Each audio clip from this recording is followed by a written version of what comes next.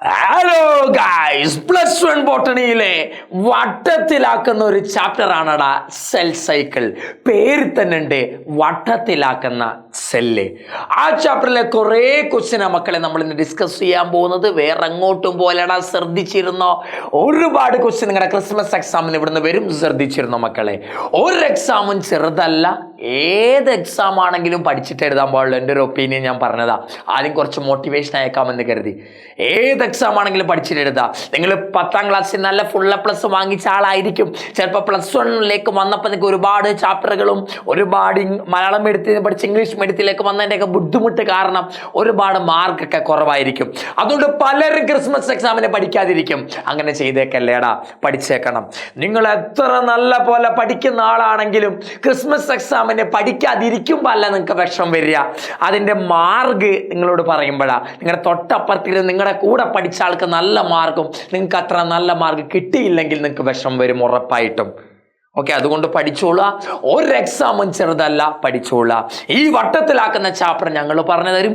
എല്ലാ ചാപ്റ്ററും ഇടങ്ങേറായിട്ടുള്ള എല്ലാ ചാപ്റ്ററും നമ്മൾ ഡിസ്കസ് ചെയ്യും. അതിൽ നിന്നുള്ള ക്വസ്റ്റ്യനെ വരുള്ളൂ മക്കളെ. പഠിക്കാൻ മാത്രം നിങ്ങൾ റെഡിയായാൽ മതി. പഠിപ്പിക്കാൻ ഞങ്ങൾ റെഡിയാ, പഠിക്കാനും കേൾക്കാനും നിങ്ങൾ റെഡിയാകണം. വേഗം വാ മക്കളെ, നമ്മൾ ഏത് ചാപ്റ്ററാണ് പഠിക്കണം? പഞ്ചാര മുഞ്ചാരകളെ, മൊഞ്ചന്മാരെ, മൊഞ്ചത്തികളെ, തക്കുട്ടുകളെ, cell cycle and cell division എന്ന് പറയുന്ന ചാപ്റ്ററാണ്. വേഗം വാ മക്കളെ, അതിലെ കുറേ ക്വസ്റ്റ്യൻ നോക്കാം. ഞാൻ ആദ്യം ക്വസ്റ്റ്യൻ വായിക്കും, അതിൻ്റെ ഒപ്പം തന്നെ ആൻസർ എഴുതിയിട്ടിട്ടുണ്ട്. നമുക്ക് കുറഞ്ഞ ടൈം കൊണ്ട് തന്നെ ഒരുപാട് ക്വസ്റ്റ്യൻ ഡിസ്കസ് ചെയ്യാനാ. എഴുതി ടൈം കളയാതിരിക്കാൻ വേണ്ടി ഞാൻ ഓൾറെഡി എഴുതിയിട്ടേക്കണത്. വേഗം പാടാ. ഞാൻ ആദ്യം തന്നെ ഈ ചാപ്റ്ററിൽ ഏറ്റവും കൂടുതൽ ചോദിക്കാൻ ചാൻസ് ഉള്ള ഭാഗം ആദ്യം പഠിപ്പിക്കുക. നിങ്ങൾ ആദ്യമേ വീഡിയോ കാണുന്ന ആൾക്കാർ അടുത്ത തുടർന്നുള്ള ക്വസ്റ്റ്യൻ ചിലപ്പോൾ സ്കിപ്പ് ചെയ്യും. അതുകൊണ്ട് ആദ്യമേ ഇമ്പോർട്ടൻ്റ് ആയിട്ടുള്ള അങ്ങ് പഠിച്ചോന്ന് കരുതി ഇമ്പോർട്ടൻ്റ് ക്വസ്റ്റ്യൻ ആദ്യം ഞാൻ ഇട്ടിട്ടുണ്ട്. Write the name of the face of the prophase 1. Prophase 1-ലെ ഫേസുകൾ ഏതൊക്കെ? In which crossing over takes place? Prophase 1-ലെ 5 സ്റ്റേജുകൾ ഉണ്ട്. ഏതാ മക്കളെ? ഏതൊക്കെയാ സാറേ? Meiosis 2 stage, meiosis 1, meiosis 2. Meiosis 1 വീണ്ടും 4 stage. Prophase 1, metaphase 1, anaphase 1, telophase 1. Meiosis 2-ലെ സ്റ്റേജ് ഏതൊക്കെ?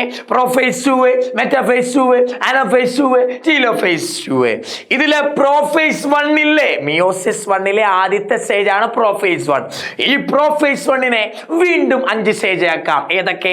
ലെപ്റ്റോട്ടീന്, സൈഗോട്ടീന്, പാക്കറ്റീന്, ഡിപ്ലോട്ടീന്, ഡയാകൈനസിസ്. ഇത്രയുമാണ് പ്രൊഫേസ് 1-ലെ സ്റ്റേജുകൾ.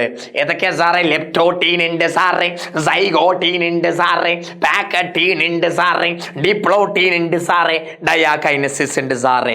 ലിസി പാടി ഏതാ മക്കളെ? പറ കേക്കട്ടെ. ലിസി പാടി. ലി എന്ന് പറഞ്ഞാൽ എന്താ? ലെപ്റ്റോട്ടീൻ. സി എന്താ? ലിസി പാടി. എന്താ പാടിയേ?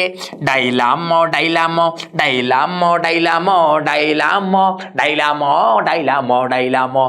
ലിസി. ലി എന്ന് പറഞ്ഞാൽ എന്താ? ലെപ്റ്റോട്ടീൻ. ലി. സി എന്ന് പറഞ്ഞാൽ എന്താ? സൈഗോട്ടീൻ. ലിസി, ലെപ്റ്റോട്ടീൻ, സൈഗോട്ടീൻ. പാടി, പാക്കറ്റീൻ, ഡിപ്ലോട്ടീൻ. പാടി. എന്താ പാടിയേ? ഡൈലാമോ ഡൈലാമോ ഡൈലാ ഡൈലാ ഡൈലാമോ ഡൈലാമോ ഡൈലാമോ ഡൈലാമോ ഡൈലാമോ. ലിസി, പാടി, ഡൈലാമോ ഡൈലാമോ. ഇതാണ് നമ്മുടെ കോഡ്, ഓർത്ത് വെച്ചാൽ മതി. സാറേ, ലെപ്റ്റോട്ടീൻ സ്റ്റേജിൽ എന്താ സംഭവിക്കുക? ഇതാണ് ഏറ്റവും കൂടുതൽ ക്വസ്റ്റ്യൻ വരിക. ലെപ്റ്റോട്ടീൻ എന്താ പറ്റുക? ക്രൊമാറ്റിനുകൾ ക്രോമസോമായിട്ട് മാറും. ക്രൊമാറ്റിൻ ക്രോമസോം ആകുന്നതിന്റെ പേരെന്താ സാറേ? ഓർത്ത് വെച്ചോ, കണ്ടൻസേഷൻ. ക്രൊമാറ്റിൻ ക്രോമസോമായോ എന്താ വിളിക്കുക? കണ്ടൻസേഷൻ എന്നാ വിളിക്കുക. ഈ ക്രോമസോമുകൾ ക്രൊമാറ്റിൻ ക്രോമസോം ആയാൽ എന്താ വിളിക്കുക? കണ്ടൻസേഷൻ. ഈ ക്രോമസോമുകൾ ഇപ്പം ഉണ്ടായ ക്രോമസോമുകൾ, ഈ ക്രോമസോമുകൾ ഇങ്ങനെ അടുത്തേക്ക് വന്ന് നിൽക്കും, പെയറായിട്ട് നിൽക്കും. ക്രോമസോമുകൾ ഇങ്ങനെ അടുത്തേക്ക് വന്ന് നിൽക്കും, പെയറായിട്ട് നിൽക്കും. പെയറിംഗ് എന്ന് പറഞ്ഞാൽ അടുത്തേക്ക് വന്ന് നിൽക്കുക. ക്രോമസോമുകൾ പെയറിംഗ് ചെയ്യും, അടുത്തേക്ക് വരും. അടുത്തേക്ക് വരുന്ന പ്രക്രിയന്റെ പേരെന്താണെന്നറിയാമോ? സിനാപ്സിസ് എന്നാ വിളിക്കുക. ക്രോമാറ്റിൻ ക്രോമസോം ആയാൽ കണ്ടൻസേഷൻ. ആ കണ്ടൻസേഷൻ നടന്നുണ്ടായ ക്രോമസോമുകൾ അടുത്ത് വന്നാൽ എന്താ വിളിക്കുക? സിനാപ്സിസ് എന്നാ വിളിക്കുക. ഈ അടുത്ത് വന്ന ഈ 2 ക്രോമസോമുകൾ, ഈ ക്രോമസോമുകളെ നമ്മൾ എന്ത് വിളിക്കുക? Homologous chromosome. എന്താ വിളിക്കുക? Homologous chromosome. അല്ലെങ്കിൽ നമ്മൾ വിളിക്കും ബൈവാലന്റ് ക്രോമസോം, അല്ലെങ്കിൽ നമ്മൾ വിളിക്കും ടെട്രാഡ് ക്രോമസോം. ഒരുപാട് പേരുണ്ട്. സാറേ, ക്രോമസോമുകൾ അടുത്തേക്ക് വരുന്നതിന്റെ പേരെന്താ? സിനാപ്സിസ്. അടുത്ത് വന്ന് നിൽക്കുന്ന ക്രോമസോമുകൾ എന്താ വിളിക്കുക? ഹോമോലോഗസ് ക്രോമസോം, ബൈവാലന്റ് ക്രോമസോം, അല്ലെങ്കിൽ ടെട്രാഡ് ക്രോമസോം എന്ന് വിളിക്കാം. അപ്പൊ ക്രോമാറ്റിൻ ക്രോമസോമായി ലെപ്റ്റോട്ടീനിൽ, ഈ ക്രോമസോമുകൾ പെയറായി അടുത്തേക്ക് വന്നു. എവിടെ? സൈഗോട്ടീനിൽ. അടുത്തേക്ക് വരുന്നതിന്റെ പേര് സിനാപ്സിസ്. അടുത്തേക്ക് വരുന്നതിന്റെ പേരെന്താടാ? സിനാപ്സിസ്. അടുത്ത സ്റ്റേജിൽ നോക്കണം മക്കളെ. ഇതെന്താ സാറേ? ഒരു ക്രോമസോമ. ഇതെന്താ സാറേ? അടുത്ത ക്രോമസോമ. അടുത്ത ക്രോമസോം. ഇവര് അടുത്ത് വന്നിക്കുന്ന ക്രോമസോമ. അടുത്ത് വന്നിക്കുന്ന ക്രോമസോമുകളെ നമ്മൾ എന്താ വിളിക്കുക? Homologous chromosome. ഹോമോലോഗസ് ക്രോമസോം എന്നാ വിളിക്കുക. ഈ അടുത്തേക്ക് വന്ന് നിൽക്കുന്ന ക്രോമസോമുകൾ ചുമ്മാ അതല്ല അടുത്തേക്ക് വന്നത്. എന്തിനാ സാറേ ഈ ക്രോമസോം അടുത്തേക്ക് വന്നെന്ന് അറിയാമോ? ഈ ക്രോമസോം അവന്റെ ഒരു കഷ്ണത്തെ ഇവന് കൊടുക്കും. ഈ ക്രോമസോം അവന്റെ ഒരു കഷ്ണത്തെ ഇവന് കൊടുക്കും.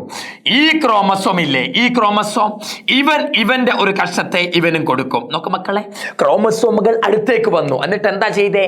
ഈ ക്രോമസോം അവന്റെ ഒരു കഷ്ണത്തെ ഇവന് കൊടുത്തു. ഈ ക്രോമസോം അവന്റെ ഒരു കഷ്ണത്തെ ഇവനും കൊടുത്തു. രണ്ടുപേരും അവരുടെ കഷ്ണങ്ങളെ എക്സ്ചേഞ്ച് ചെയ്തു, കൈമാറി. രണ്ട് ക്രോമസോമുകൾ അടുത്ത് വന്ന് നിന്നാൽ എന്താ പേര്? ഹോമോലോഗസ് ക്രോമസോം എന്ന പേര്. അടുത്ത് വന്ന് നിൽക്കുന്ന ക്രോമസോമുകൾ അവരുടെ കഷ്ണങ്ങളെ കൈമാറാറുണ്ട്. ഈ ക്രോമസോം ഇങ്ങോട്ട് കൊടുക്കും, ഈ ക്രോമസോം അവന്റെ കഷ്ണത്തെ ഇങ്ങോട്ട് കൊടുക്കും. ഇങ്ങനെ ക്രോമസോമുകൾ അവരുടെ കഷ്ണത്തെ, അവരുടെ പീസിനെ, ഒരു DNA, ഈ ക്രോമസോമുകളൊക്കെ ഉണ്ടാക്കിയിരിക്കുന്ന DNA വെച്ചാ. DNA ഈ ക്രോമസോം ഇവന് കൊടുത്തത് അവന്റെ എന്താ? DNA. ഈ ക്രോമസോം ഇവന് കൊടുത്തത് അവന്റെ എന്തിനാ? DNA. കാരണം ഈ ക്രോമസോം എല്ലാം ഉണ്ടാക്കിയിരിക്കണ എന്ത് വെച്ചാ? DNA വെച്ചാ. DNA അല്ലെങ്കിൽ നമുക്ക് എന്ത് വിളിക്കാം? ജനറ്റിക് മെറ്റീരിയൽ എന്ന് വിളിക്കാം കേട്ടോ. DNA തന്നെയാണ് ജനറ്റിക് മെറ്റീരിയൽ. DNA എന്നോ ജനറ്റിക് മെറ്റീരിയൽ എന്നോ വിളിക്കാം. രണ്ട് ക്രോമസോമുകൾ അവരുടെ DNAകളെ അങ്ങോട്ടും ഇങ്ങോട്ട് കൈമാറാറുണ്ട്. ഈ കൈമാറുന്നതിന്റെ പേരാണ് മക്കളെ എന്ത്? Crossing over. എന്താ വിളിക്കുക? Crossing over. ഇവന്റെ DNA ഇവന് കൊടുത്തു, ഇവന്റെ DNA ഇവന് കൊടുത്തു, എക്സ്ചേഞ്ച് ചെയ്തു. എന്താ സാറേ ക്രോസിംഗ് ഓവർ എന്ന് പറഞ്ഞാൽ? എക്സ്ചേഞ്ച് ഓഫ് ജനറ്റിക് മെറ്റീരിയൽ അല്ലെങ്കിൽ DNA. Exchange of genetic material. Genetic material എന്ന് പറഞ്ഞാൽ ആര് തന്നെയാണ്? DNA തന്നെ. എക്സ്ചേഞ്ച് ഓഫ് DNA അല്ലെങ്കിൽ ജനറ്റിക് മെറ്റീരിയൽ ബിറ്റ്വീൻ ആർക്ക്? ബിറ്റ്വീൻ ഹോമോലോഗസ് ക്രോമസോമിന്റെ ബിറ്റ്വീൻ ഹോമോലോഗസ് ക്രോമസോം. ഹോമോലോഗസ് ക്രോമസോമുകൾക്കിടയിൽ DNA അങ്ങോട്ടും ഇങ്ങോട്ടും ചാടിക്കളിക്കുന്നുണ്ട്. DNAകൾ ഹോമോലോഗസ് ക്രോമസോം അവരുടെ DNAകളെ അങ്ങോട്ടും ഇങ്ങോട്ടും കൊടുക്കാറുണ്ട്. അതാണ് ഏത്? Crossing over. ക്രോസിംഗ് ഓവർ അല്ലെങ്കിൽ ഇതിന്റെ വേറൊരു പേരെന്താണെന്നറിയാമോ? റീകോമ്പിനേഷൻ എന്നാ വിളിക്കുക. റീകോമ്പിനേഷൻ. ക്രോസിംഗ് ഓവറിന്റെ വേറൊരു പേരാണ് റീകോമ്പിനേഷൻ. എന്താ സാറേ ക്രോസിംഗ് ഓവർ? അടുത്ത് വന്നിരിക്കുന്ന ക്രോമസോമിന്റെ പേര് ഹോമോലോഗസ് ക്രോമസോം. ഹോമോലോഗസ് ക്രോമസോമുകൾ അവൻ ഇവന്റെ ഒരു കഷ്ണത്തെ ഇങ്ങോട്ട് കൊടുക്കും, അവൻ ഇവന്റെ ഒരു കഷ്ണത്തെ ഇങ്ങോട്ടും കൊടുക്കും. അതാണ് ഏത്? Crossing over. ഈ ക്രോസിംഗ് ഓവർ ചെയ്യുന്നതിന് മുമ്പ് അവരെന്താ ചെയ്യാന്നറിയാമോ? അവര് ക്രോസിംഗ് ഓവർ നടത്തുന്നതിന് മുമ്പ് ഈ രണ്ട് ക്രോമസോമുകൾ അവരുടെ കാലുകൾ ഉണ്ടല്ലോ ഇങ്ങനെ ക്രോസ് ആക്കി വെക്കാറുണ്ട്. കാലുകൾ ഇങ്ങനെ ഇങ്ങോട്ടും ഇങ്ങോട്ടും ക്രോസ് ആക്കി വെക്കും. ക്രോസ് ആക്കി വെച്ചിട്ടേ ഇവന്റെ DNA ഇവന് കൊടുക്കാറുള്ളൂ. എന്നിട്ടേ ഇവന്റെ DNA ഇവനും കൊടുക്കാറുള്ളൂ. രണ്ടുപേരും കാലുകൾ ഇങ്ങനെ ക്രോസ് ആക്കി വെക്കും. കാലുകൾ ക്രോസ് ആക്കി വെച്ചിട്ടേ ഇവര് പരസ്പരം ഇങ്ങനെ എന്ത് മാറാറുള്ളൂ? കഷ്ണങ്ങൾ DNA ജനറ്റിക് മെറ്റീരിയൽ പരസ്പരം ക്രോസ് ചെയ്യാറുള്ളൂ, കൈമാറ്റം ചെയ്യാറുള്ളൂ. അപ്പോൾ ഓർത്തോണം സാർ, രണ്ടുപേരും അവരുടെ DNA കഷ്ണങ്ങളെ അങ്ങോട്ടും ഇങ്ങോട്ടും കൈമാറുന്നതിന് എന്താ വിളിക്കുക? Crossing over.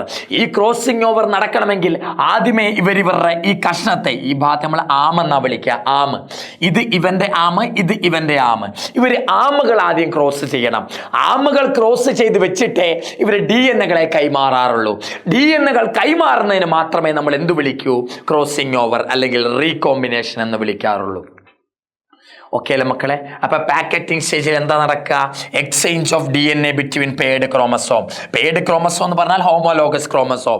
ഹോമോലോഗസ് ക്രോമസോമെ അവരുടെ DNA അല്ലെങ്കിൽ ജനറ്റിക് മെറ്റീരിയൽ എന്നും വിളിക്കാം. ജനറ്റിക് മെറ്റീരിയലുകളെ കൈമാറാറുണ്ട്. കൈമാറുന്നതിന്റെ പേരെന്താ സാറേ? Crossing over. ക്രോസിംഗ് ഓവർ അല്ലെങ്കിൽ റീകോമ്പിനേഷൻ. ഓർത്തോണം മക്കളെ, ഇത്രയും സ്റ്റേജിൽ സി ഉള്ളത് ഈ സ്റ്റേജിന് മാത്രമാ. ഇത്രയും സ്റ്റേജിൽ സി ഉള്ളത് പാക്കറ്റിംഗിൽ മാത്രമാ. സി ഉള്ളത് എവിടാണോ ഈ സ്റ്റേജിലെ, അവിടാണ് ക്രോസിംഗ് ഓവർ നടക്കുക. ക്രോസിംഗ് ഓവർ സിയിലല്ലേ തുടങ്ങുക? സിയിലാണ് ക്രോസിംഗ് ഓവർ തുടങ്ങുക. സി ഇത്രയും സ്റ്റേജിൽ എവിടെ മാത്രമേ ഉള്ളൂ? പാക്കറ്റിംഗിൽ മാത്രമേ ഉള്ളൂ. അപ്പൊ പാക്കറ്റിംഗിലാണ് എന്ത് നടക്കുക? ക്രോസിംഗ് ഓവർ നടക്കുക. ഓക്കെ അല്ലേ മക്കളെ?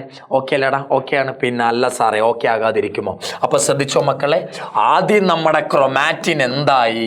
ക്രോമസോമായി. പിന്നെന്താ പറ്റിയേ? ക്രോമസോമുകൾ ഇങ്ങനെ അടുത്തേക്ക് വരാൻ തുടങ്ങി. അടുത്തേക്ക് വരുന്നതിന്റെ പേരെന്താ?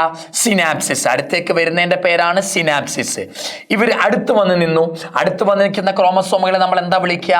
ഹോമോലോഗസ് ക്രോമസോം അല്ലെങ്കിൽ ബൈവാലന്റ് ക്രോമസോം അല്ലെങ്കിൽ ടെട്രാഡ് ക്രോമസോം എന്ന് വിളിക്കാറുണ്ട്.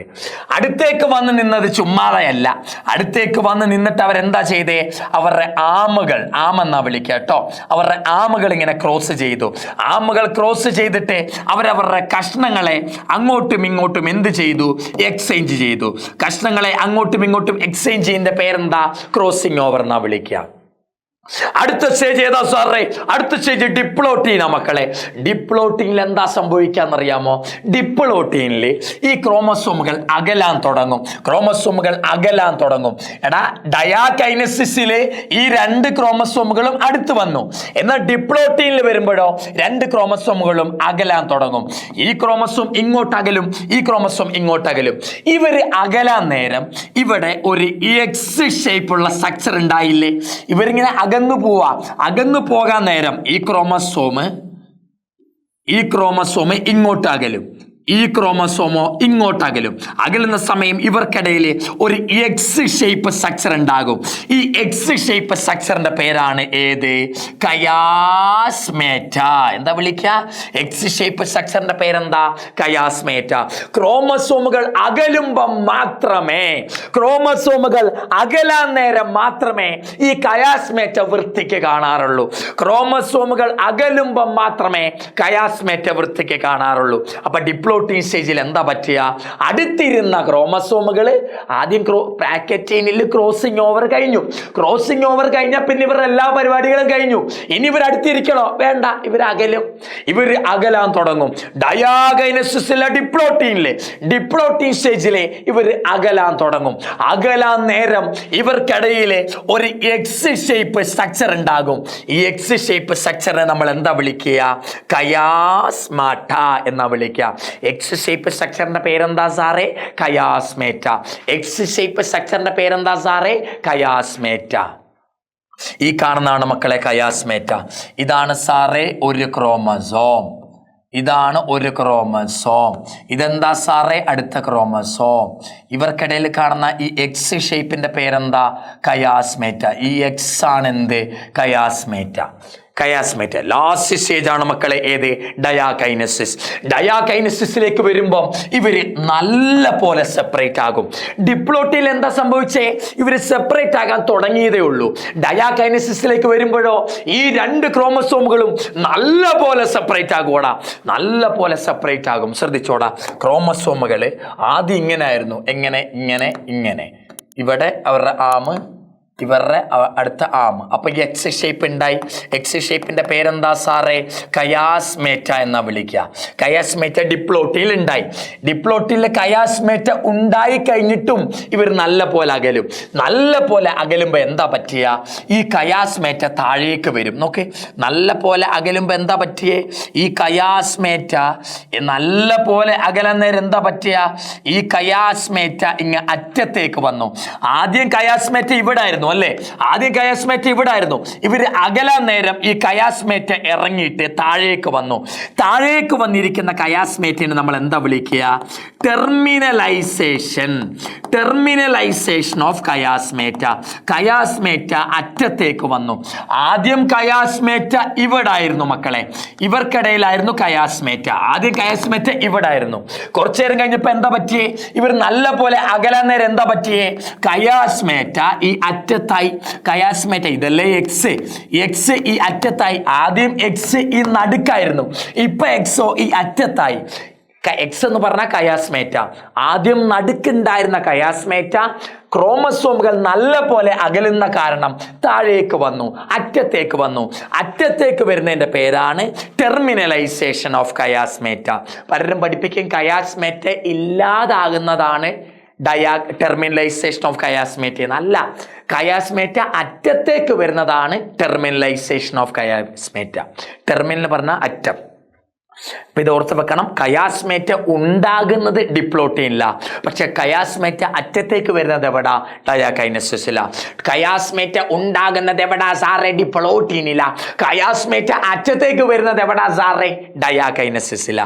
കയാസ്മേറ്റ ഫോം ചെയ്യുന്നത് ഡിപ്ലോട്ടീനിൽ, കയാസ്മേറ്റ ടെർമിനൽ ആകുന്നത് അറ്റത്തേക്ക് വരുന്നത് ഡയാകൈനസിസിൽ. ഓക്കെ ഗൈസ്, എന്താ മക്കളെ അടുത്ത പഠിക്കാം. Cell cycle consist of 4 stages. ഏതൊക്കെ? G1, S, G2, M. 4 stage ഉണ്ട്. Right. 1 important event takes place during each phase. ഓരോ ഫേസിലെയും ഇമ്പോർട്ടന്റ് ഇവന്റ് ഏതൊക്കെ? സെല്ല് ഡിവൈഡ് ചെയ്യണമെങ്കിൽ 2 ഫേസ് കൂടെ കയറണം. ഒന്നാമത്തെ ഫേസിൽ സെല്ല് തയ്യാറെടുക്കുക. സെല്ല് ഡിവിഷന് വേണ്ടി പ്രിപ്പയർ ചെയ്യുന്ന അവസ്ഥ, അതിന്റെ പേരാ ഇന്റർഫേസ്. എന്റെ പൊന്നുമക്കളെ, ഒരു സെല്ല് ഡിവൈഡ് ചെയ്യണമെങ്കിൽ 2 ഫേസ് കൂടെ കടക്കണം. ആദ്യത്തെ ഫേസിന്റെ പേര് ഇന്റർഫേസ്, പിന്നെ എം ഫേസ്. എം എന്ന് പറഞ്ഞാൽ മൈറ്റോസിസ് ആകാം, മിയോസിസ് ആകാം, എം ഏതുമാകാം കേട്ടോ. ഒരു സെല്ല് നേരിട്ടങ്ങ് ഡിവൈഡ് ചെയ്യില്ല. ഡിവിഷന് മുമ്പ് അവരൊന്ന് തയ്യാറെടുക്കണം. ഡിവിഷന് മുമ്പ് അവരെന്ത് ചെയ്യണം? ഒന്ന് തയ്യാറെടുക്കേണ്ട ഫേസിന്റെ പേരെന്താ? സെല്ല് ഡിവിഷന് വേണ്ടി പ്രിപ്പയർ ചെയ്യുന്ന കാലഘട്ടത്തിന്റെ പേരാണ് ഏത്? ഇന്റർഫേസ്. അപ്പൊ എന്താ ഇന്റർഫേസ്? Preparing phase. സെല്ല് ഡിവിഷന് വേണ്ടി തയ്യാറെടുക്കുന്ന കാലഘട്ടം, അതാണ് ഏത്? ഇന്റർഫേസ്. തയ്യാറെടുത്തിട്ട് കറക്റ്റ് ഡിവൈഡ് ചെയ്യുന്ന ഡിവൈഡിങ് ഫേസ് ഏതാ? M phase. സെൽ ഡിവിഷനിൽ 2 ഫേസുകൾ ഉണ്ട്. ഒന്ന് ഏതാടാ? ഇന്റർഫേസ്. 2 ഏതാ? M face. ഇന്റർഫേസ് എന്ന് പറഞ്ഞാൽ എന്താ? സെല്ല് തയ്യാറെടുക്കുന്ന കാലഘട്ടമാ. എം ഫേസ് എന്ന് പറഞ്ഞാൽ എന്താ? നോക്കടാ, ഇത് നോക്ക്. ഒരു സെല്ല് ഡിവൈഡ് ചെയ്യണം. അവർ ഒറ്റയടിക്ക് ഡിവൈഡ് ചെയ്ത് 2 4 ഒന്നും ആയിട്ട് മാറൂല. സെല്ല് ആദ്യം ഒന്ന് തയ്യാറെടുക്കണം. ഈ തയ്യാറെടുക്കുന്ന കാലഘട്ടത്തിന്റെ പേരാണ് ഇന്റർഫേസ്. തയ്യാറെടുത്തു കഴിഞ്ഞാൽ അവർ ഡിവൈഡ് ചെയ്തോളൂ. ഡിവൈഡ് ചെയ്യുന്ന കറക്റ്റ് ഡിവിഷൻ നടക്കുന്ന ഫേസിന്റെ പേരെന്താ? M phase. സെല്ല് ഡിവിഷന് വേണ്ടി തയ്യാറെടുക്കുന്നത് ഇന്റർഫേസിൽ, തയ്യാറെടുത്ത സെല്ല് കറക്റ്റ് ഡിവൈഡ് ചെയ്യുന്നത് എവിടെ? എം ഫേസിൽ. ഓക്കെ അല്ലേ? ഇന്റർഫേസ് എന്ന് പറഞ്ഞാൽ പ്രിപ്പയറിംഗ് ഫേസാ, എം ഫേസ് എന്ന് പറഞ്ഞാൽ ഡിവൈഡിംഗ് ഫേസാ. പ്രിപ്പയറിംഗ് ഫേസിനെ, ഇന്റർഫേസിനെ വീണ്ടും 3 ആക്കാം. ഏതൊക്കെ? G1, S, G2. 3 ഫേസായി തിരിക്കാം. Gap 1 phase, synthesis phase, gap 2 phase. G1, S, G2. Gap 1 G1 ഫേസിൽ എന്താ സംഭവിക്കുക? സെല്ലിന് വളർച്ച സംഭവിക്കും, സെല്ല് ഗ്രോത്ത് ഉണ്ടാകും. കൂടാതെ മെറ്റബോളിക്കലി സെൽ ആക്റ്റീവ് ആയിരിക്കും. മെറ്റബോളിസം ഒക്കെ നടത്താൻ സെല്ലിന് പറ്റും. മെറ്റബോളിസം എന്ന് പറഞ്ഞാൽ കെമിക്കൽ റിയാക്ഷൻ. ഒരു സെല്ലിന്റെ ഉള്ളിൽ നടക്കുന്ന കെമിക്കൽ റിയാക്ഷൻ ആണ് മെറ്റബോളിസം. ആ കെമിക്കൽ റിയാക്ഷൻ ഒക്കെ നടത്താൻ അവർ ഉഷാറാണ്. മെറ്റബോളിക്കലി അവർക്ക് ഭയങ്കര കഴിവുണ്ട്. അവരുടെ G1 ഫേസിൽ സെല്ലിന്റെ ഉള്ളിൽ കുറെ കെമിക്കൽ റിയാക്ഷൻ നടക്കുന്നുണ്ട്. സെല്ല് മെറ്റബോളിക്കലി ആക്റ്റീവാ. എസ് ഫേസിലേക്ക് കയറുമ്പോൾ എന്താ പറ്റുകയെന്ന് അറിയാമോ? എസ് ഫേസിലേക്ക് വരുമ്പോൾ സെല്ലിന്റെ ഉള്ളിൽ ആദ്യം ഒരു സെറ്റ് DNA കാണുകയുള്ളൂ. എന്നാൽ എസ് ഫേസ് കഴിയുമ്പോഴോ സെല്ലിൽ വേറൊരു സെറ്റ് DNA കൂടെ ഉണ്ടാകും. DNA ഇരട്ടിക്കും, DNA അളവ് ഇരട്ടിക്കും. എസ് ഫേസ് കയറുന്നതിന് മുമ്പ് 10 ഗ്രാം ആണെന്നിരിക്കട്ടെ, എസ് ഫേസിന് ശേഷം 20 ഗ്രാം ആകും. DNA എമൗണ്ട് ഡബിൾ ആകും. എവിടെ? എസ് ഫേസിൽ. DNA എമൗണ്ട് ഡബിൾ ആകുന്നതിന്റെ പേരെന്താ? DNA റെപ്ലിക്കേഷൻ എന്നാ വിളിക്കാം. ഒരു സെല്ല് എസ് ഫേസിൽ കയറിയോ അവിടെ DNA എൻ എന്റെ എമൗണ്ട് കൂടും, ഡി എൻ എന്റെ എമൗണ്ട് ഡബിൾ ആകും. ഈ ഡി എൻ എന്റെ എമൗണ്ട് ഡബിൾ ആകുന്ന ഫേസിന്റെ പേരെന്താ? ആ സ്റ്റെപ്പിന്റെ പേരെന്താ? ആ D N A amount double ആകുന്നതിന്റെ പേരെന്താ? D N A replication. D N A 10 gram ആണെങ്കിൽ പിന്നീട് എസ് ഫേസിന് ശേഷം എത്രയായി? 20 ഗ്രാമായി. ഒരു സെൽ എസ് ഫേസ് കയറിയോ ഡി എൻ എന്റെ എമൗണ്ട് ഇരട്ടിക്കും. അതിന്റെ പേരാണ് D N A replication. Animal സെല്ലിലെ എസ് ഫേസ് നടക്കും, ആനിമൽ സെല്ലിലും എസ് ഫേസ് നടക്കും. ആനിമൽ സെല്ലിൽ മാത്രം എസ് ഫേസ് നടക്കാൻ നേരം സെൻട്രിയോള് കൂടെ ഡബിൾ ആകാറുണ്ട്. വേറെ ഒരു സെല്ലിലും എസ് ഫേസിൽ സെൻട്രിയോള് ഡബിൾ ആകില്ല. പ്ലാന്റ് സെൽ എടുത്തോ, എസ് ഫേസിൽ സെൻട്രിയോൾ ഡബിൾ ആകില്ല. ഫംഗസിന്റെ സെൽ എടുത്തോ, എസ് ഫേസിൽ സെൻട്രിയോൾ ഡബിൾ ആകില്ല. ആനിമൽ സെല്ലിന്റെ എസ് ഫേസിൽ മാത്രമേ സെൻട്രിയോൾ ഡബിൾ ആകാറുള്ളൂ. ആനിമൽ സെല്ലിന്റെ എസ് ഫേസിൽ മാത്രമേ സെൻട്രിയോൾ ഡബിൾ ആകാറുള്ളൂ മക്കളെ.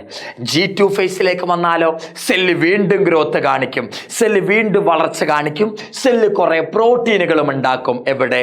G2 ഫേസിൽ. ഇതൊന്ന് ഓർത്ത് വെക്കണം. ഏറ്റവും ഇമ്പോർട്ടൻ്റ് ഇതാ, ഡി എൻ എ റെപ്ലിക്കേഷൻ എന്താണ്? ഡി എൻ എന്റെ എമൗണ്ട് ഇരട്ടിക്കുക. ഡി എൻ എന്റെ എമൗണ്ട് ഇരട്ടിക്കുന്നതിന്റെ പേരാണ് ഏത്? D N A replication. ഇത് ഏത് ഫേസിലാണ് നടക്കണ സാറേ? എസ് ഫേസ്, സിന്തസിസ് ഫേസിലാണ് നടക്കുക. എസ് എന്ന് പറഞ്ഞാൽ സിന്തസിസ്. ഓക്കെ മക്കളെ, എന്താണ് സാറേ ക്യൂസെന്റ് സ്റ്റേജ് അല്ലെങ്കിൽ G0 സ്റ്റേജ്? മക്കളെ, സാധാരണ ഒരു സെല്ല് ഡിവൈഡ് ചെയ്യണമെങ്കിൽ ആദ്യം G1 ഫേസിൽ കയറണം, പിന്നെ എസ് ഫേസിൽ കയറണം, പിന്നെ G2 ഫേസിൽ കയറണം, പിന്നെയാണ് അവർ എം ഫേസിൽ കയറുക. എം ഫേസ് കയറി കഴിഞ്ഞാലാണ് അത് 2 സെല്ലായിട്ടോ 4 സെല്ലായിട്ടോ ഒക്കെ മാറുക. മൈറ്റോസിസ് ആണെങ്കിൽ 2 സെല്ലായിട്ട് മാറും. ഈ എം മിയോസിസ് ആണെങ്കിൽ 4 സെല്ലായിട്ട് മാറും. ഓക്കെ അല്ലേ മക്കളെ? അപ്പൊ ഒരു സെല്ല് ഡിവൈഡ് ചെയ്യണമെങ്കിൽ ആദ്യം G1 കയറണം, പിന്നെ എസ്സിൽ കയറണം, പിന്നെ G2 കയറണം, പിന്നെ എം ഫേസ് കയറണം. അങ്ങനെ 2 ആകും. എം ഫേസ് മൈറ്റോസിസ് ആണെങ്കിൽ 2 ആകും, എം ഫേസ് മിയോസിസ് ആണെങ്കിൽ 4 ആകും. ഓക്കെ അല്ലേടാ? ചില സെല്ലുകൾ G1 ഫേസിൽ കയറും. G1 ഫേസ് കയറി കഴിഞ്ഞ് അവന്മാർക്ക് എസ് ഫേസിലേക്ക് പോകാൻ വയ്യ. ചില സെല്ല് G1 കയറി, G1 കയറിയ സെല്ല് എസ് ഫേസിലേക്കല്ലേ പോകണ്ടേ? എന്നാൽ ചില സെല്ലുകൾ G1 ഫേസ് കയറി കഴിഞ്ഞ് എസ് ഫേസിലേക്ക് പോകാറില്ല. ചില സെല്ലുകൾ G1 ഫേസ് കയറി എന്നിട്ട് എസ് ഫേസിലേക്ക് പോകാൻ അവന്മാർക്ക് മടിയാണ്. 2 കൊടുക്കണം. G1 ഫേസ് കയറിയ സെല്ല് എസ് ഫേസിലേക്ക് പോകാതെ മാറിയിരിക്കുവടാ. G1 ഫേസിൽ അവർ ഓൾറെഡി കയറി, G1 ഫേസിൽ കയറിയിട്ടേ അവർ മാറിയിരിക്കാറുള്ളൂ കേട്ടോ. G1 ഫേസ് കയറിയിട്ട് എസ് ഫേസിലേക്ക് പോകാതെ G1 ഫേസിൽ നിന്ന് അവിടുന്ന് തന്നെ അവർ മാറിയിരിക്കും. മാറി അവർ റെസ്റ്റ് ചെയ്യും. റെസ്റ്റ് ചെയ്യുന്ന phase resting phase, resting phase അല്ലെങ്കിൽ ഈ ഫേസിൽ അവർ ഇനാക്റ്റീവ് ഫേസ് എന്നും വിളിക്കാറുണ്ട്. റെസ്റ്റ് ചെയ്യുന്ന ഫേസ് അല്ലെങ്കിൽ ഇനാക്റ്റീവ് ആയിട്ടിരിക്കുന്ന ഫേസ്, ഈ ഫേസിനെ നമ്മൾ എന്ത് വിളിക്കുക? G0 face. 0 എന്ന് പറഞ്ഞാൽ അവർ ഒരു പണി എടുക്കാത്തതുകൊണ്ടാണ് 0 എന്ന് വിളിക്കണത്. ആ ഫേസിൽ അവർ ഒരു പണി എടുക്കുന്നില്ല, അതുകൊണ്ട് അവർ G0 എന്നിട്ടു. G0 ഫേസ് അല്ലെങ്കിൽ ക്യൂസെന്റ് ഫേസ് എന്നും വിളിക്കാറുണ്ട്, ക്യൂസെന്റ് സ്റ്റേജ് എന്നും വിളിക്കാറുണ്ട്. എന്താ സാറേ quiescent stage? After G1 phase some cell exit cell cycle. ചില സെല്ലുകൾ G1 ഫേസിൽ കയറിയിട്ട് എസിലേക്ക് പോകാതെ സെൽ സൈക്കിളിൽ നിന്ന് എക്സിറ്റ് ചെയ്യാറുണ്ട്, പുറത്തേക്ക് വരാറുണ്ട്. സെൽ സൈക്കിളിൽ നിന്ന് എക്സിറ്റ് ചെയ്തിട്ട് അവർ റെസ്റ്റ് എടുക്കും, മാറിയിരിക്കും. ഈ മാറിയിരിക്കുന്ന ഫേസിന്റെ പേരാ G0 phase. Resting phase of cell cycle after G1 phase. G1 ഫേസിന് ശേഷം സെല്ല് റെസ്റ്റ് ചെയ്യുന്ന ഫേസ്, അതിന്റെ പേരാണ് G0 ഫേസ്. ഈ സ്റ്റേജിൽ സെൽ എന്തായിരിക്കും? ഇനാക്റ്റീവ് ആയിരിക്കും കേട്ടോ. അപ്പൊ നോക്ക് സാറേ, ചില സെല്ല് G1 എസ് G2 ഇങ്ങനെ പോകാറുണ്ട്. ചില സെല്ല് G1 കയറിയിട്ട് എസ്സിലേക്ക് പോകാറില്ല, ബാക്കി ഒരു സ്റ്റേജിലേക്കും പോകാറില്ല. G1 കയറിയിട്ട് അവർ മാറിയിരിക്കാറാ, മാറി റെസ്റ്റ് എടുക്കല പതിവ്. ഈ റെസ്റ്റ് എടുക്കുന്നതിന്റെ പേരാണ് ക്യൂസെന്റ് സ്റ്റേജ് അല്ലെങ്കിൽ G0 സ്റ്റേജ്. ഓക്കെ അല്ലേടാ? എപ്പോഴെങ്കിലും അവരിങ്ങനെ റെസ്റ്റ് എടുത്തുകൊണ്ടിരിക്കുകയായിരിക്കും കേട്ടോ. എപ്പോഴെങ്കിലും അവർക്ക് ഡിവിഷന് കയറണം, സെൽ ഡിവിഷനിലേക്ക് പങ്കെടുക്കണമെന്ന് തോന്നിയാലേ അവർക്ക് വീണ്ടും ഇവിടെ നിന്ന് എസ് ഫേസിലേക്ക് കയറാം, G2 പോവാം, എം ഫേസിലേക്ക് പോകാം, 2 എണ്ണമായിട്ട് മാറാം. ജീവിതകാലം മുഴുവൻ അവിടെ തന്നെ ഇരിക്കില്ല. എപ്പോഴെങ്കിലും ഡിവിഷൻ നടത്തണമെന്ന് തോന്നിയാലേ ഇവർക്ക് ഈ G0 ഫേസിൽ നിന്ന് വേണമെങ്കിൽ എസ് ഫേസിലേക്ക് വരാം, G2 കയറാം, എം ഫേസിലേക്ക് വരാം, 2 എണ്ണമാകാം. ഓക്കെ അല്ലേ? അത്രേ ഉള്ളൂ മക്കളെ. ഓക്കെ, അപ്പോൾ they can re enter the cell cycle when they need. അവർക്ക് എപ്പോഴെങ്കിലും ഒരു ആവശ്യം വന്നാൽ ഈ മാറിയിരുന്ന സെല്ലുകൾക്ക് വീണ്ടും എസ് ഫേസും G2-ലും എം ഫേസിലും ഒക്കെ കയറി രണ്ടെണ്ണമായിട്ട് മാറാം. ജീവിതകാലം മുഴുവൻ അമ്മമാർ മാറിയിരിക്കില്ല. എപ്പോഴെങ്കിലും ഒരു ആവശ്യം വരികയാണെങ്കിൽ അവർക്ക് വീണ്ടും സെൽ സൈക്കിളിലൊക്കെ കയറാനുള്ള കഴിവുണ്ട്. ഓക്കെ അല്ലേ മക്കളെ? ഇത്ര ഓർത്ത് വെച്ചാൽ മതി. What is the important event in S phase? S ഫേസിലാണ് DNA എമൗണ്ട് ഇരട്ടിക്കുക. DNA എമൗണ്ട് ഇരട്ടിക്കുന്നതിൻ്റെ പേരെന്താ സാറേ? DNA റെപ്ലിക്കേഷൻ എന്നാ വിളിക്കുക. DNA എമൗണ്ട് ഇരട്ടിച്ചാൽ DNA റെപ്ലിക്കേഷൻ എന്ന് വിളിക്കുക. അടുത്ത what is crossing over? Crossing over എന്ന് പറഞ്ഞാൽ എന്താ? രണ്ട് ഹോമോലോഗസ് ക്രോമസോം അവരുടെ DNA കഷ്ണങ്ങളെ കൈമാറ്റം ചെയ്യുന്നു. DNA അല്ലെങ്കിൽ വേറൊരു വാക്കുന്ന DNAക്ക് ജനറ്റിക് മെറ്റീരിയൽ എന്ന് വിളിക്കാം. Exchange of genetic material between two homologous chromosome. അടുത്തടുത്തിരിക്കുന്ന രണ്ട് ഹോമോലോഗസ് ക്രോമസോം അവരുടെ കഷ്ണങ്ങളെ അവർ കൈമാറ്റം ചെയ്യാറുണ്ട്.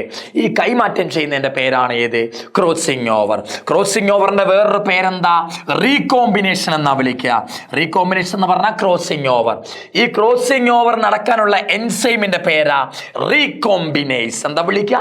റീകോമ്പിനേസ്. ആറ് രണ്ട് ക്രോമസോമുകൾ അവരുടെ കഷ്ണങ്ങളെ എക്സ്ചേഞ്ച് ചെയ്യുന്നതിന്റെ പേരെന്താ? ക്രോസിംഗ് ഓവർ അല്ലെങ്കിൽ റീകോമ്പിനേഷൻ. ഇതിന് സഹായിക്കുന്ന എൻസൈം ആരാ? റീകോമ്പിനേസാ. ഓക്കെ അല്ലേ മക്കളെ? ഓക്കെ അല്ലേടാ? ഇത്ര ഉള്ളടാ. ഒരു കാര്യം എനിക്ക് പറയാനുണ്ട്. റീ തുടങ്ങുന്ന എല്ലാ സാധനവും ഏത് സ്റ്റേജിലാണ് കാണുക? പാക്കറ്റീൻ സ്റ്റേജിലായിരിക്കും കാണുക. ഓർത്ത് വെച്ചേക്കണം. ക്രോസിംഗ് ഓവർ പാക്കറ്റീനില്ല. റീകോമ്പിനേഷൻ റീല തുടങ്ങി പാക്കറ്റീനില്ല. റീകോമ്പിനേസ് എൻസൈം റീല തുടങ്ങിയ പാക്കറ്റീനില കാണുക. റീകോമ്പിനേഷൻ നൊഡ്യൂള് റീല തുടങ്ങിയ പാക്കറ്റീനില കാണുക. റീ തുടങ്ങുന്ന എല്ലാ സാധനവും പാക്കറ്റീൻ സ്റ്റേജിലാണ് കാണുക. ഓർത്ത് വെച്ചേക്കണം. അടുത്ത guys, identify and write the name of the stage of the mitosis shown in the figure. എൻ്റെ പൊന്നു മക്കളെ, ഇത് ഏത് സ്റ്റേജ് ആണ് എന്നാണ് ചോദ്യം. ഇതെങ്ങനെ മനസ്സിലാക്കാന്നറിയാമോ? ഇത് ഒറ്റ സെല്ല. ഈ ഒറ്റ സെല്ലിൽ തന്നെ രണ്ട് ന്യൂക്ലിയസ് ഉണ്ട്. നോക്കടാ, ശ്രദ്ധിച്ചോ. ഇത് ഒറ്റ സെല്ലാണ് മക്കളെ. ഇത് രണ്ട് സെല്ലല്ല, ഇത് ഒറ്റ സെല്ല. രണ്ട് സെല്ലായിരുന്നു ഇവർക്കിടയിൽ ഇങ്ങനെ ഒരു അതിർവരമ്പ് വന്നേന്. അങ്ങനൊന്നും ഇല്ലല്ലോ. ഇത് ഒറ്റ സെല്ല. ഈ ഒറ്റ സെല്ല് ഇത് ഒറ്റ സെല്ല. ഈ ഒരു സെല്ലിൽ തന്നെ രണ്ട് ന്യൂക്ലിയസ് ഉണ്ട്. ഇതെന്താ സാറേ? ഒരു ന്യൂക്ലിയസാ. ഇതെന്താ? അടുത്ത ന്യൂക്ലിയസാ. ഒരു സെല്ലിൽ തന്നെ രണ്ട് ന്യൂക്ലിയസ് ഉണ്ടെങ്കിൽ ആ കണ്ടീഷന്റെ പേരെന്താ? കാരിയോകൈനസിസ് എന്നാ വിളിക്കുക. ഒരു സെല്ലിന്റെ ഉള്ളിൽ തന്നെ രണ്ട് ന്യൂക്ലിയസ് ഉണ്ടോ, അത് കാരിയോകൈനസിസ് എന്ന അർത്ഥം. അപ്പൊ ആദ്യം മനസ്സിലായി ഇത് കാരിയോകൈനസിസിലെ ഏതോ ഒരു സ്റ്റേജ് ആണെന്ന് മനസ്സിലായി. എങ്ങനെ ഇത് കാരിയോകൈനസിസ് ആണെന്ന് മനസ്സിലായേ? കാരണം ഈ സെല്ലിൽ തന്നെ രണ്ട് ന്യൂക്ലിയസ് ഉണ്ട്. ഒരു സെല്ലിൽ തന്നെ രണ്ട് ന്യൂക്ലിയസ് ഉണ്ടോ, അത് കാരിയോകൈനസിസാ. അപ്പൊ ഇത് കാരിയോകൈനസിസ് ആണെന്ന് മനസ്സിലായി. കാരിയോകൈനസിസിൽ വീണ്ടും 4 സ്റ്റേജ് ഉണ്ട്. ഏതൊക്കെ? Prophase, metaphase, anaphase, telophase. ഇങ്ങനെ ഓർത്താൽ മതി. പ്രേമേട്ട ആനയ്ക്ക് തീറ്റ.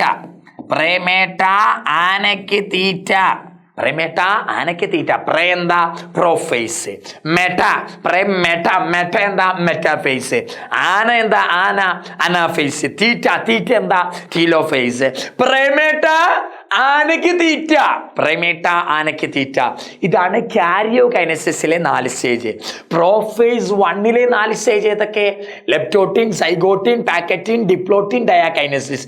ലിസി പാടി. ഡൈലാമോ. എന്റെ പൊന്നു മക്കളെ, പ്രോഫേസ്, മെറ്റാഫേസ്, അനാഫേസ്, ടീലോഫേസ്, ഇത് 4മാണ് കാരിയോകൈനസിസിലെ സ്റ്റേജ്. ഈ 4 ഏതോ ഒരു സ്റ്റേജ് ആണിത്. ഇത് കാരിയോകൈനസിസ് ആണെന്ന് മനസ്സിലായി. കാരണം ഒന്നിൽ തന്നെ രണ്ട് ന്യൂക്ലിയസ് ഉണ്ട്. ഇതൊരു ന്യൂക്ലിയസാ, ഇതൊരു ന്യൂക്ലിയസ് ആട്ടോ. ന്യൂക്ലിയസുകളാണ് കേട്ടോ. വട്ടത്തിൽ തന്നെ ന്യൂക്ലിയസ് വരയ്ക്കണം എന്നില്ല, ഇങ്ങനെയും വരയ്ക്കാം. കാരിയോകൈനസിസാ. ഇതിലേത് സ്റ്റേജ് ആണെന്നാണ് നമ്മുടെ ചോദ്യം. സാറേ, പ്രോഫേസ്, മെറ്റാഫേസ്, അനാഫേസ്, ടീലോഫേസ്, ഇത് 4മാണ് കാരിയോകൈനസിസിന്റെ സബ് സ്റ്റേജുകൾ. ഈ 4 സ്റ്റേജിൽ ഈ 3 സ്റ്റേജിലും സെല്ലിലെ ന്യൂക്ലിയസിന്റെ ഉള്ളിൽ എന്താ കാണുക എന്നറിയാമോ? സെല്ലിലെ ന്യൂക്ലിയസുകളുടെ ഉള്ളിൽ എന്താ കാണുക? ക്രോമസോമാ കാണുക. എന്നാൽ ടീലോഫേസ് എടുത്തെന്നിരിക്കട്ടെ, ടീലോഫേസിലെ സെല്ലിലെ ന്യൂക്ലിയസിന്റെ ഉള്ളിൽ എന്താ കാണുക എന്നറിയാമോ? ക്രോമാറ്റിൻ ആയിരിക്കും കാണുക.